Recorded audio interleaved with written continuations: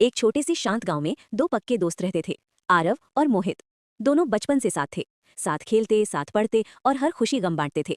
गांव वाले कहते थे कि इनकी दोस्ती सच में मिसाल है। आरव बहुत शांत और समझदार था।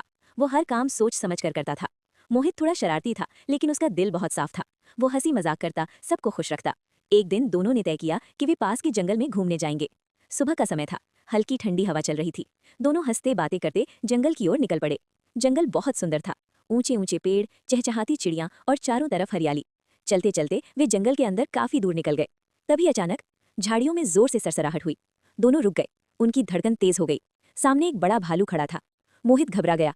उसे पेड़ पर चढ़ना आता था, इसलिए वो तुरंत पास के पेड़ पर चढ़ गया। लेकिन आरव को पेड़ पर चढ़ना नहीं आता था। आरव को एक बात याद आई। उसने सुना था कि अगर भालू सामने आ जाए तो जमीन पर लेटकर सांस रोक लेनी चाहिए। वो तुरंत जमीन पर लेट गया और बिल्कुल शांत हो गया। भालू धीरे धीरे उसके पास आया। उसने आरव को सूंघा। कुछ पल के लिए ऐसा लगा जैसे समय रुक गया हो। मोहित पेड़ पर बैठा ये सब देख रहा था। उसे डर भी लग रहा था और चिंता भी हो रही थी। कुछ सेकंड बाद भालू वहां से चला गया, क्योंकि भालू मरे हुए समझकर किसी को नुकसान नहीं पहुंचाता। खतरा टल गया। मोहित तुरंत पेड़ से नीचे उतरा और आरव के पास दौड़ा। थोड़ा हंसते हुए बोला, अरे भालू तुम्हारे कान में क्या कह रहा था? आरव उठकर बैठ गया। उसने शांत आवाज में कहा, भालू कह रहा था कि सच्चा दोस्त वही होता है जो मुश्किल समय में साथ ना छोड़े। ये सुनकर मोहित चुप हो गया। उसे अपनी गलती का एहसास हो गया।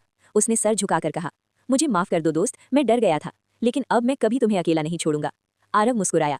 दोस्ती में माफी नहीं, भरोसा जरूरी होता है। उस दिन के बाद दोनों की दोस्ती और भी मजबूत हो गई। मोहित ने सीखा कि सच्ची दोस्ती सिर्फ खुशी के समय नहीं, बल्कि मुश्किल समय में साथ देने का नाम है।